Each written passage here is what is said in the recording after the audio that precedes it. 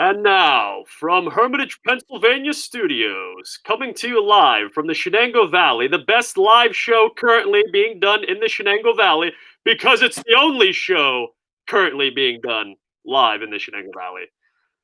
Now your host, Sean Zippi with The Zip Code. Thank you, folks. Thank you, folks. Good to be with you another week. And another week in quarantine, which is why we are still doing our interviews via Facebook Live. Soon, hopefully very soon, we'll be able to actually sit down with our guests and talk to them face to face.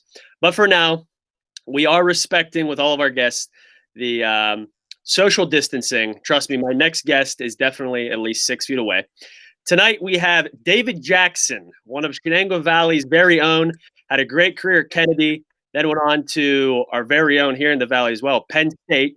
That was in State College. Penn State, D1, had a great career there, even made a NCAA appearance, NCAA tournament appearance. Then after that, went on to play in Europe. So we'll get to him in a little bit, but I want to make just a couple quick announcements. If you can see a chat bar, anybody that has questions during the interview for myself or David, we can get to that.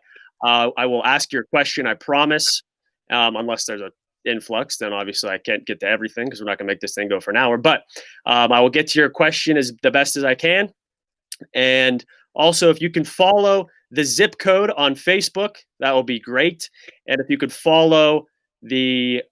subscribe to the YouTube page, the Zip Code as well, that would be amazing. And then on Instagram, it's _zip code. So unfortunately, somebody already has just the regular the zip code on Instagram. So maybe we'll eventually acquire that as well. But for now, I'm going to let you know that you will see our producer eventually if we get 1,000 subscribers on YouTube. We got a long way to go. So he's still dressed down back there. He's not in his full tuxedo or suit yet that we're going to make him wear whenever he makes his first appearance. But we need 1,000 subscribers on YouTube. And I also want to thank another guy behind the scenes, Derek Work, for doing a bunch of the marketing stuff for the Zip Code. Appreciate you, brother. So also, if you guys are enjoying the Zip Code, which I know many of you are, if you could at least comment where you're watching from, that also helps us out. And I do want to thank you guys for reaching out to me. You guys have enjoyed a lot of the content. You've given me a lot of tips. I seriously do appreciate that, honestly. So thank you guys for tuning in.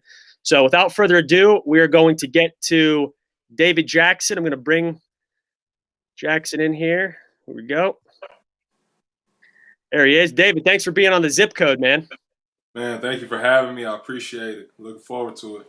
Absolutely. So just real fast, when I was doing some research on you, I realized that your mother had spoken to the Sharon Herald a while back, and she was talking about how she went to Madison Square Garden to see you play in the NIT championship. But she said it wasn't the first time you were there because you were in the Macy's Day Parade at 5 years old. Is this story true?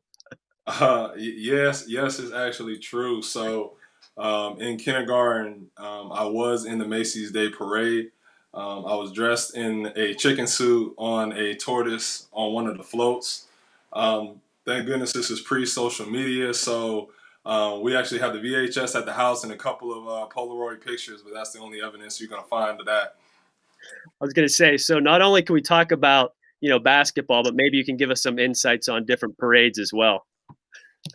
Well, that was the only parade that, I was actually a part of. But, how many kids can say they were in the Macy's Day, Thanksgiving Day Parade? So, that's something that, I can hang my hat on. But, I'm going to keep that footage and those pictures to myself. There you go.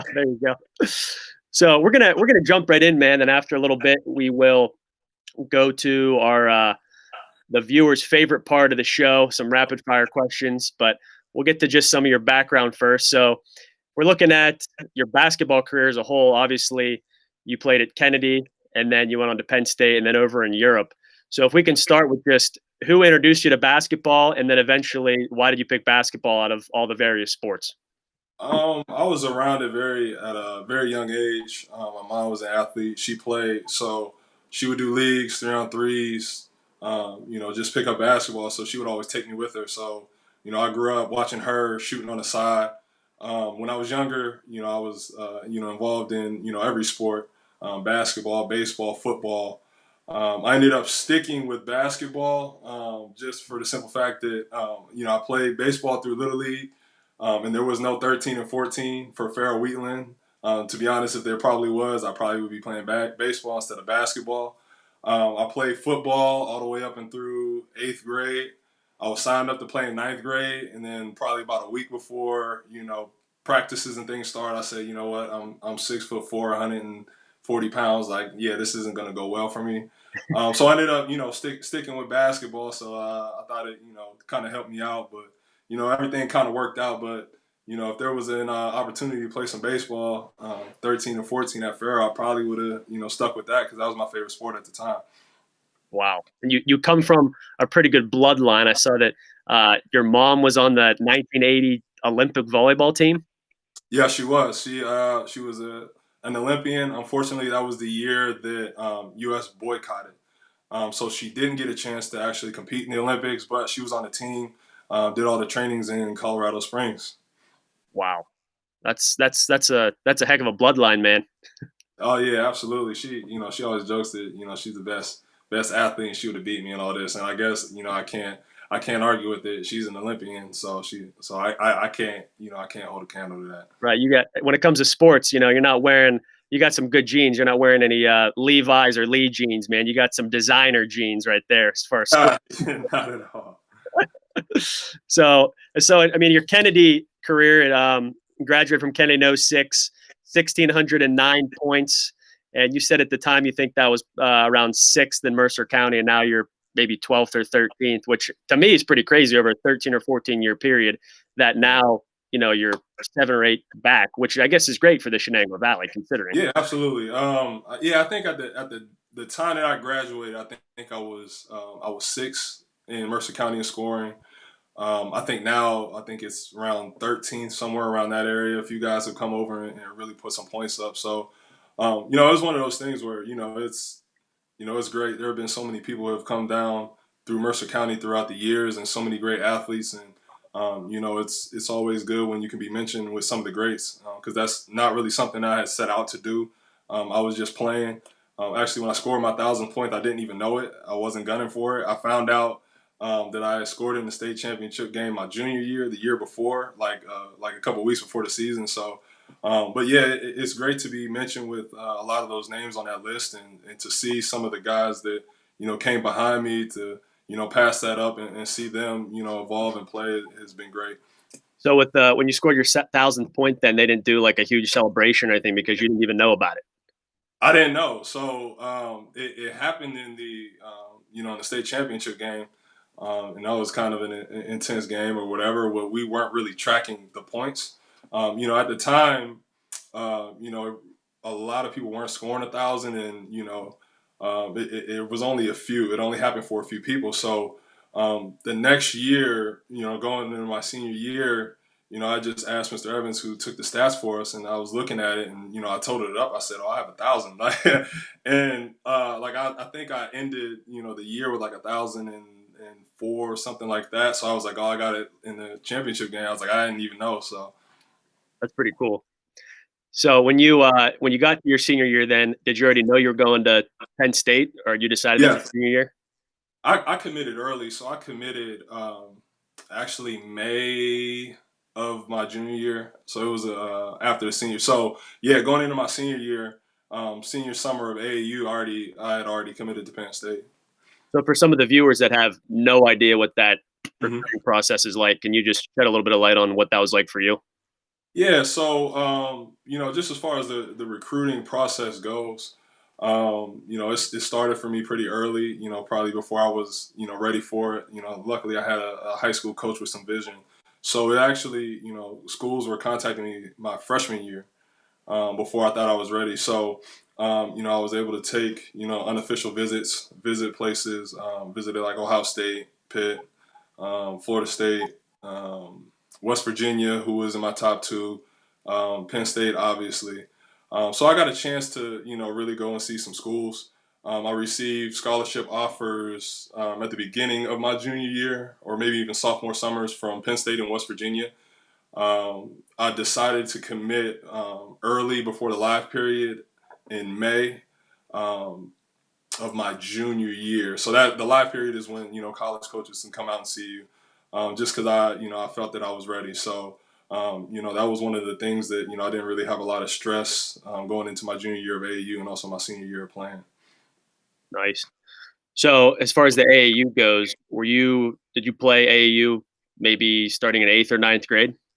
I started going into ninth grade. So prior to me starting and playing, I had no idea what AAU was. Times have changed. Now you have third, fourth, fifth. They're all playing. To be honest with you, going into it, my coach would say, "Hey, we got you set up for an AAU team in Pittsburgh." I was like, "All right, what's that?" Like they're like, "Well, you just play in the summer." I was like, "All right, cool." So I just ran with it. I had no idea what it was or how deep it got. So actually, I played my first year in Cleveland. So, I really played locally. And then when I got to Cleveland, it was just, a whole different ball game. I'm in eighth grade and there's eighth graders dunking. And, now I'm not the biggest guy out there. I'm not the best guy out there. So, I started early with the AAU, but I was kind of late because I didn't know what it was. They said AAU. I was like, all right, well, what's that? So, it was just playing in the summer.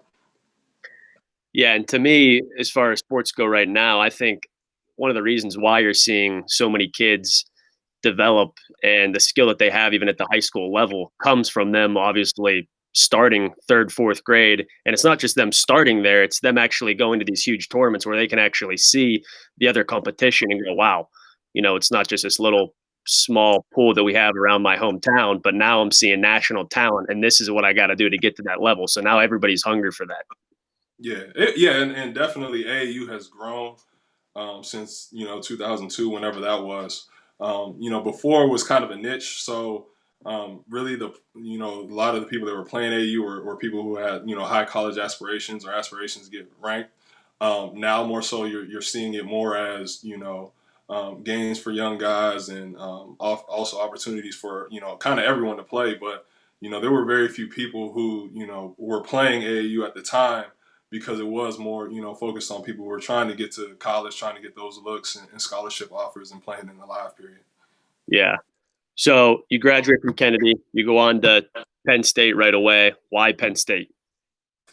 Um, Throughout my recruiting process, I just felt like they were the most, consistent. They were the one of the first schools to contact me. I felt comfortable with the coaching staff. I coming from a small area, I wanted to go to a big school. And that's one of the places where I just felt comfortable with. And looking back on it, it was probably just the Penn State brand, and for them being close enough to where my family could drive to see me play and come home, but still far enough away that I wasn't I felt like I can get out on my own and be my own man. So those are some of the big deciding factors for me choosing Penn State. And your first game ever playing Division One was what? Do you remember that? I do vaguely remember it. I just remember it was an exhibition game.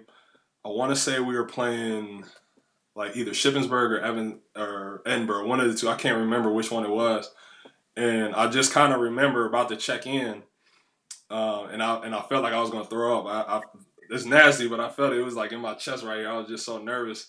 Like I was just like, man, like what if I get out there and like my first shot is an air ball and But I mean, once you get out there, it's fine. But I just remember being real nervous. Yeah. So once you started playing at home in the Bryce Jordan Center, for those viewership right now, any different with the hoops or anything, having such a huge atmosphere around you, or even like some of the tournaments you guys play at there, in football stadiums or whatever. Any difference there, or not really once you're out there on the court? I mean, obviously it's a different look. It's when you come from Kenny's gym, which holds like maybe like 1,200 or so, and now you're playing in a 16,000 seat arena. Obviously there's a difference in the size, but at the end of the day, basketball is basketball. Court same size, rim still 10 feet. Once you start playing, you're immersed in it. So for me, I didn't really. I mean, it was just it was a court and it was just playing. But I mean, obviously, there. It's nice when you sit back and when you go back and look at it like, yeah, I played all these different places or in front of this many people. But at the time you're just focused on the game and what you need to do, and it's like you kind of get lost in it to where like you're not thinking like, oh, okay, I'm here and there's 16,000 people here. You're just like, all right, I'm playing, like I'm trying to win. Yep, yep. And I think I'm looking at the teammates you had right here. Taylor Battle, obviously, he's one of the greats at Penn State. Andrew Jones, Jeff Brooks, Tim Frazier. I mean, you guys had a solid team. 2009, you guys go on to 2009, I believe, was when you won the NIT. Yep. And then 2011, you guys have a NCAA tournament berth, which was the first time since 2001, I believe. Yes. So what can you talk a little about the NIT? So, before I even get into the NIT, 2009 and 2011 were, obviously special seasons for two different reasons. So 2009, we were on a roll. So, and obviously, the big thing was making the tournament. And, we were racking up a lot of wins, beat a lot of ranked teams. And, we were hearing like, okay, you win this game, Penn State's in, all your Joe Lunardi, all your bubble, they have us in solid. Coming into the end of that year, um, we were one game away from finishing second in the Big Ten.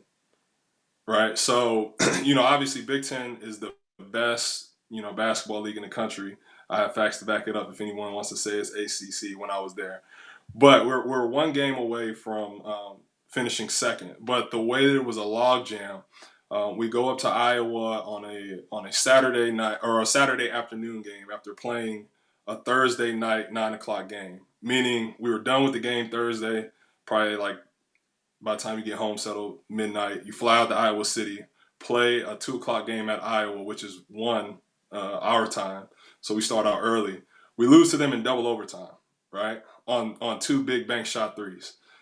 So we lose that game and we end up, instead of finishing second, we finish like fifth or sixth, right? Wow. So we're all Penn State is still in. We go into the Big Ten tournament, we win a game, and you know we lose the second game. So selection Sunday, we have all the cameras in our locker room, ready to view our reaction. And as this thing is going, we're not getting picked, not getting picked, not getting picked. So we ended up winning. I think it was 21 games in the best conference in the country. Didn't get in, right? So very disappointing into the season until we got into the NIT run. On the flip side of that, 2011 was a year that our last non-conference game we lose to Maine. Everybody writes us off. We're at about 500 going into the Big Ten tournament. We make a crazy run in the Big Ten tournament to go to Big Ten tournament championship. Same scenario. Now we've been hearing Penn State's on the bubble. They're off. We make this run to the championship, and now cameras are on us again. Like same thing. Selection show. And then, we're going through, and we hear our name called. So, kind of two opposite ends of the spectrum, thinking that we were, locked to get in and not, as opposed to, not thinking we were going to get in and have to have a miraculous run and we get in. But the NIT was just special just because of, we were able to do some great things. Win the first, major championship in school history, set a record for wins. Have two games in Madison Square Garden in which we sold it out and white it out, which was amazing, and be able to go out with a win and play against some tough teams and be there was great. And then 2011 was just special, just playing in the tournament. I was at Penn State for 5 years. That was the goal each year, and to fall short and finally accomplish that as a senior was something that was special. So. Those are definitely 2 years where I always remember. Absolutely. And I think all Penn State fans were ecstatic in 2011, man, seeing Penn State's number being called there for the tournament. That, Absolutely. that was long overdue, man. Long overdue. Absolutely. It was a great. I'm gonna ask you a stupid hypothetical question, but I'd at least like you to give it your best shot. Take an NIT championship or a first round loss in March Madness. What do you take?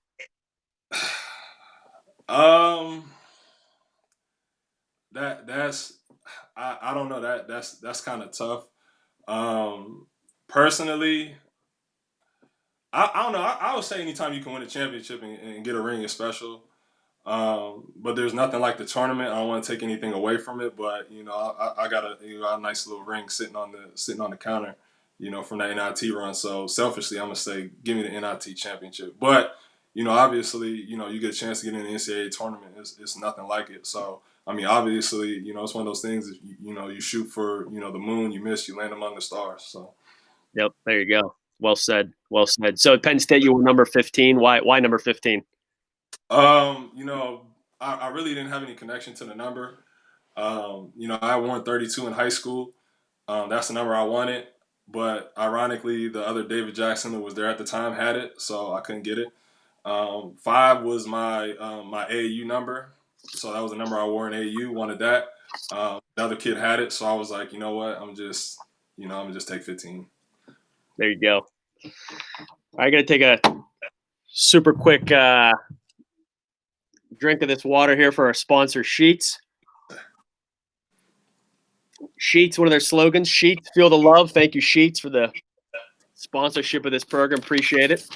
Got to jump into the favorite fan portion of the show, David. We're going to ask you some rapid fire questions here. Just going to grab my piece of paper here that I have some of the questions on. All right. So yeah, I mean, if you need to get a Gatorade tower, a drink of water, man, sometimes this can get it's a pressure packed next minute for you. So. Man, I'm ready, man. I live for the pressure situations. I was gonna say, I think you were like a 78% free throw shooter or something like that in college. For a career, but I like to say inside of 2 minutes, I was at like 94%. There you go. This guy's clutch, ladies and gentlemen. He's absolutely clutch. So this minute of questions isn't going to bother him at all. All right. Yeah. So, yeah, I mean, if you could just answer these, whatever comes to the top of your head, that would be great. All right. Here we go. In one word, how would your Penn State teammates describe David Jackson? Tough. If I gave you 100 free throws right now, how many would you hit? 92. Favorite restaurant in State College? Favorite restaurant in State College? Oh, it was Qdoba. There you go. Best college team you played against best college team you played against. Ohio State. Best college player you played against. Evan Turner. Favorite sports movie? Oh, that's tough. Oh, favorite sports movie? Oh, I have to say He Got Game. Best NBA player besides Jordan? Wilt Chamberlain. Wilt Chamberlain. One hobby you have besides basketball? Watching all the DC and Marvel movies. Should there be a shot clock in high school? Absolutely. Best basketball environment? Tie between Michigan State and Indiana. Best flavor Gatorade? That Arctic Ice, the silver one. Favorite restaurant in the Shenango Valley? I gotta go with Vase. Who's winning the NBA championship this year if it proceeds? If they have it, I think the Clippers are gonna win. Who would have won the NCAA tournament if it was this year? I couldn't even tell you. I would have to go with Penn State. I think it was their time. I think they was gonna go hype. So I gotta go with my Nittany Lions. Amen. And with that, you are off the 1 minute shot clock. I told you, built for it, built for the clutch, easy. I was gonna get mad if you didn't say Penn State, man. No, man, I think this was kind of, I think this was their year. Just how things were coming together, and I think they were built to make a nice little run. So it's just unfortunate that they weren't able to complete that journey this year. Yeah, it stinks. But I mean, I will say that a couple minutes ago when I was talking about your NCAA tournament appearance, I realized that you guys eventually lost to Temple. That what was it, 0.4 of a second left? Unbelievable. And then I realized that in 2001, Penn State lost to Temple. And I'm on this show here as a Penn State alum. I'm talking about Penn State basketball, and I'm wearing stupid Temple colors right now. Yeah, still not over that one. So still not over. I should be kicked off my own show, man.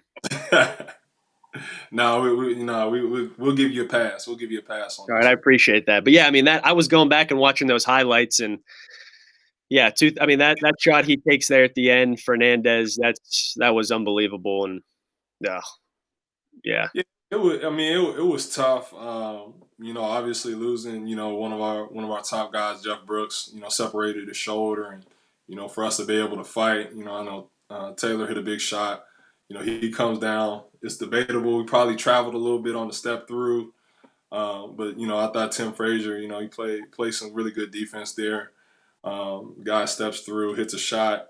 I mean, what can you do? It's one of those things. It's March Madness.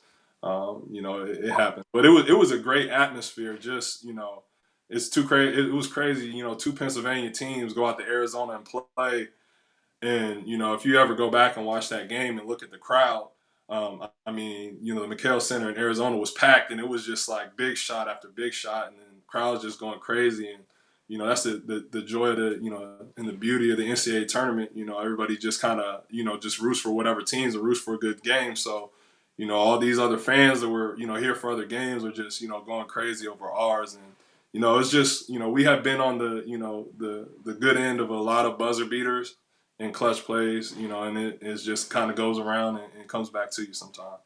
yeah. And I think as far as the tournament goes, I think that was one of the best tournament games of that tournament with you guys in Temple for sure. Yeah, so I'm on. I like to say my claim to shame, the claim to fame, 'cause I'm on the one shining moment. So Yeah, I was going to ask about that. get up, You got on the one shining moment. on there. I'm on there. I got a nice little. You can see the back of my jersey, 15. Nice little. Nice little. A couple seconds on the 2011 one shining moment. So. That's legit, man. That's legit. Mhm. I added that to my Spotify playlist recently. I've just been listening to it. I mean, I drop a tear every once in a while while doing it, but hey, there's always next year, hopefully. Yeah, I'm hoping we can get back to normal and get some things completed. So I just kind of feel for all those student athletes that they had their seasons cut short. So Yeah. So I'm going to get to a couple questions here that we have in the chat. We have something from Rick Stoffer. He said, "Who is the hardest guy you have ever guarded?" hardest guy, it's kind of tough to say because I've guarded a lot of guys that did different things. I probably have to go back to Evan Turner. Just because of how they, work their offense at Ohio State. He was a guy who, can do a little bit of everything as a 6'7" point guard, and he ran off so many ball screens that it was just like, eventually, he's going to get you. And then he was the one guy who he really got me, just because scout report was him was make him shoot and contest, and he hit jump shots, and then when that happened, it was just kind of it was over with. But he was the number 2 pick in the draft for a reason. Yeah, is he still playing in the league? He's still playing. I don't know what team he's with, but he's carved out a nice little career for himself. Okay. And then he has a follow-up question too. It says most memorable clutch shot. I have a couple. Freshman year, um, we were playing Indiana at home. They were ranked top 15 or whatever they were. They had DJ White, Eric Gordon. I got an and one on DJ White and made the free throw to send it to overtime. That's probably one of my biggest ones. And also NIT, I can't remember the semis at Florida in the game to go to Madison Square Garden. I hit a little turnaround jump shot where I bobbled it. Taylor drove, dished it to me. I bobbled it a little bit and spun, took a little turnaround jump shot to with like no time on the shot clock to kind of put us ahead for good. So those are probably my two most memorable shots.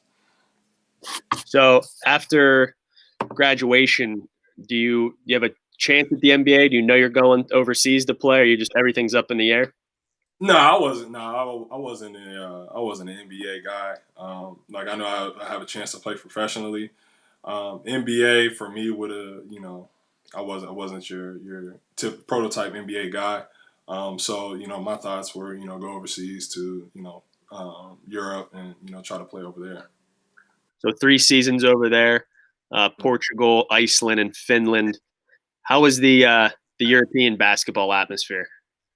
It's it my first year, it was a major adjustment because um, I went over there thinking like, all right, I played in the Big Ten. It's gonna be I'm playing against NBA guys. It's gonna be easy. Nah, like those guys over there can play. So it was really an adjustment to the European game. They play differently, different rule set, different physicality. A little bit less athletic, but more skill, better footwork. So, that first year was definitely an adjustment, just in the style of play and just living over there. Mostly European guys, or there are a lot of people from the States that go over there as well? It's mostly European, so you're only allowed. Different leagues have different rules, but you're only allowed so many imports or people from outside of that country. So, Portugal, we were in a situation where we had three Americans. The rest of the guys were, Portuguese. So it's mainly your European guys that are in that country. Gotcha. I'm going to shift back to something. I'm going to ask you if you remember this date. March 11th, 2011. Does that stick out in your mind at all? It was a basketball game. March 11th, 2011. You played in it. So I'm thinking it's not the tournament game. March 11th. So that's Big Ten tournament. Wisconsin. Yep. Yeah, Big Ten tournament, Wisconsin. Yeah, the 30, 38, 38, 33. That's impressive. Yeah, 30, let's see, 36, 33. 36, 33. That's right. Yeah, that's impressive. Yeah, Wisconsin. I was going down through some dates, and it said that to this day that's still the lowest scoring game in Big Ten history. 36. So, so the funny thing about that is all the draft, or not the draft, but your tournament experts. That was a big reason they were downplaying us. They say Penn State shouldn't be in. They only scored 33 points in the game. But if you sit back and watch that game, we jumped out to like a 15-2 lead within the first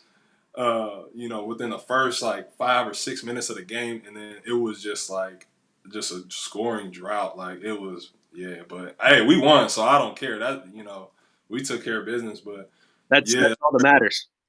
Yeah, that's why I said that's a football score, and yeah, the national media they tried to get us for that one, but a win is a win in my book. So. Absolutely. I was just laughing to myself today looking at some of the commentary on that. Like somebody on some website was, saying basketball died today, like all this stuff. Oh yeah, it was bad. Well, I can say this. I'm undefeated in the 30s because we won a game my sophomore year, 38-33 or 38-33 or 38-35 at Illinois. So I'm undefeated in the 30s. We keep it in the 30s. There you go. Yeah, I mean, people can say what they want to say. At the end of the day, it went down as a win, and it was a big win for us. Right. So as far as, obviously, Penn State in 2001, they had a nice little run there. You guys, 2011, making the tournament this year. Hopefully they were going to make the tournament, obviously. You think Penn State, as far as basketball goes, is on the rise currently? I definitely think they're on the right track. And it's difficult to really build a program and build a culture. I mean, even with us, it took a while to get there. And it's taken a while for Coach Chambers to get there, but he's finally got to his culture. His guys in there, and he's really built up an identity for Penn State basketball. So, the thing that most people have to understand that Rome wasn't built in a night, and it takes time to really build your culture and put your stamp on it. And you can see flashes, and it's coming. This year was the year they were able to get over the hump. So it's unfortunate you don't get a chance to see that success play out. But I really think there's an infrastructure there and a culture there to continue to keep winning. So I'm hoping that we can pick up where we left off from last year and solidify that tournament bid again. Yeah, and that's one of the things I was thinking about as far as recruiting. I said, oh man, if Penn State can make a nice little run here in the tournament, then everybody's just going to be thinking about Penn State, which will help them down the line. But obviously, none of that happened. But I mean, like you said, I think the culture, the foundation's built there, and I think it definitely is as well. We got one more question here from, let's see, Andrea Jackson. Who are your top 5 schools that recruited you? That's my mom, so she knows this question. Hey, mom. So I mean, like I said, I committed very early. So there were a number of schools who came in later in the process.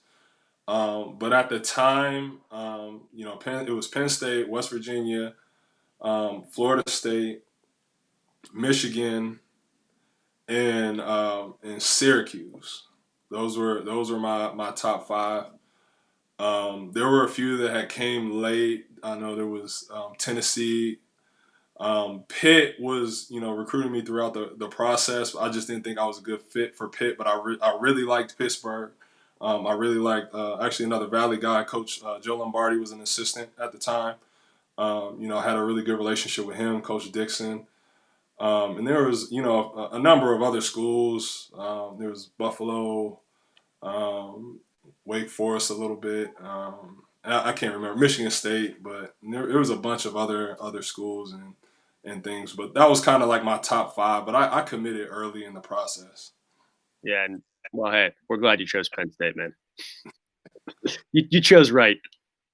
Yeah, it worked out for me in the long run. So Yeah, so let's get some of the stuff you're doing now before we wrap up. So you're the assistant coach for the basketball team at Penn State Shenango, and you're interim AD as well. So the basketball program's been there for how many years now? so we just completed our second year this year. After about a 25, 30 year hiatus. So we brought the team back for the 2018-2019 season. And then any other sports going on as well in the future? So we added women's volleyball. This past year was their first year competing, and then we're looking at women's basketball. We're looking at obviously not this year because some things got pushed back due to the virus, but we're looking at the 21-22, not this year, but the following year. Looking at bringing women's basketball as well. So we're looking to grow that athletic program. Yeah, awesome. And that'll be great for the Valley as well. Mhm. One thing I always preach as I want a sports complex in our area so bad. So I'm just hoping that with me saying that over and over and over again, eventually maybe, Penn State might jump on board and just build a huge facility for everybody to enjoy. Absolutely. I mean, I would say this. If you do it and do it the right way, there would be no shortage of usage in that place for sure. So, hoping. I mean, I think that would be something that would be great not only for the surrounding communities, but for the youth and being able to bring in and showcase Mercer County. Yeah. So did you know you wanted to coach as soon as you were done with college basketball or no? Or I mean, No, I didn't. This is some of the advice I give to people that ask and they ask me about coaching is when I was in it, I just was focused on playing. I really wasn't thinking big picture. I really made the decision to really pursue coaching full time when I was living at Florida. I was living in Florida and I was working, and I was just like, yeah, I don't really, want to continue doing what I'm doing. I really miss basketball. I really miss, being part of the team and the function. And, I made the decision to move back home, to start pursuing something with coaching and get back into athletics as a whole. So I really wasn't thinking about it at the time. I was more focused on, playing and, as a young guy, you think you're going to play forever, which, just simply isn't the case. But, at 21, 22, you're really short sighted and you're looking at, what's now and what's in front of you instead of, looking long term. Me being naive, I was like, hey, I'm going to play 10, 15 years overseas and then, kind of figure it out. But, life happens, injuries happen. And, it always helps to, be planning and have a plan for your future.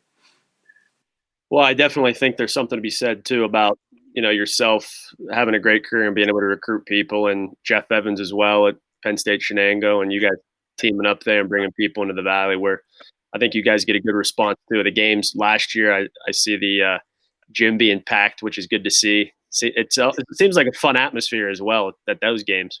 Yeah, for sure. I mean, if you just look at our community support, the past 2 years have been outstanding.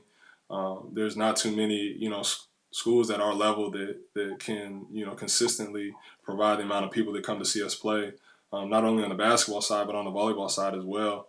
And it helps that we've able to have some early success making the playoffs. Two years in a row when there are teams who haven't made it in they've been established and they haven't made it or had that success in a long time. So, and a lot of that, it just goes to, the support that we have from our, our university, our students, and also the community itself. So, it's something special. And is that something that you pitch to a lot of the players that you guys try to get at Shenango, just the community support?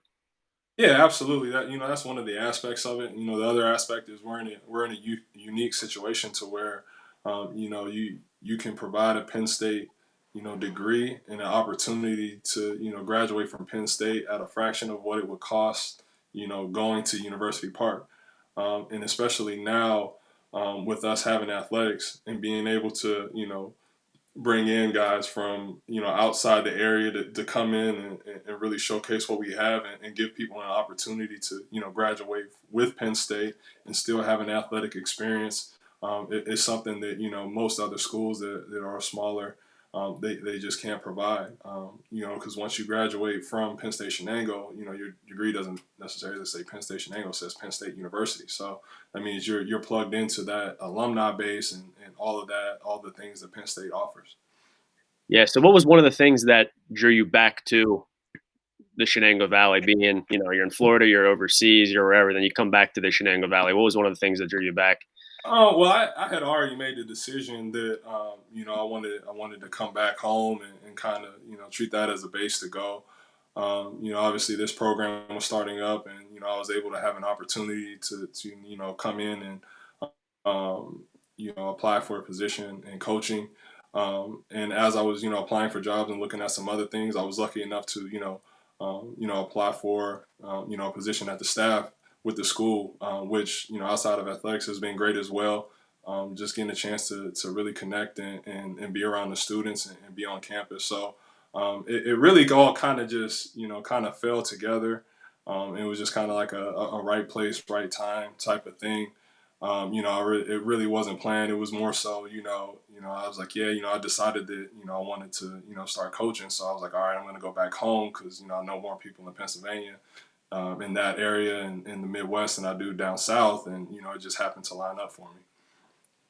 Wonderful. Well, hey, man, we're glad to have you back in the Shenango Valley. We're glad to see what you guys are doing at Penn State Shenango. I think I speak on behalf of all the people in the Shenango Valley. I think it's great to have a nice campus down there that's just going to keep growing, especially with the addition of the different sports. Hope to see that continue to grow and just, have a more vibrant downtown Sharon. I think it's absolutely great. Yeah, absolutely. Absolutely. So with that though, man, hey, thanks a lot for taking some time out and talking to us on the zip code. I really appreciate it. Appreciate all the little backstories. It's good to see, somebody coming from a D1 level, what you guys are actually thinking and doing during those times, getting a little backlot tour of your life. Appreciate it, man. Oh yeah, no problem, no problem. Thank you for having me. I appreciate it, man. Keep the show going, man. It's entertainment for everybody during the quarantine. Hopefully, you and your family are able to stay safe, and I hope you're able to grow it, man. Keep growing, keep doing what you're doing. Yep, appreciate it. Well, folks, thanks for tuning in tonight on the Zip Code. Next week, we are going to be having Jawan Johnson. We're going to be shifting to Instagram Live for that show. And so if you want to follow the Zip Code on Instagram, I highly recommend it. And if you want to subscribe on YouTube as well, that would be great. We're going to be getting some shirts, some different random things that we can throw out at you guys, some giveaways. And the following week, we're going to be back on here with Joe Crispin from Penn State Basketball as well, who David knows very well. So thank you guys for tuning in. Appreciate the time. And as I always do when I sign off, I love you, Shenango Valley.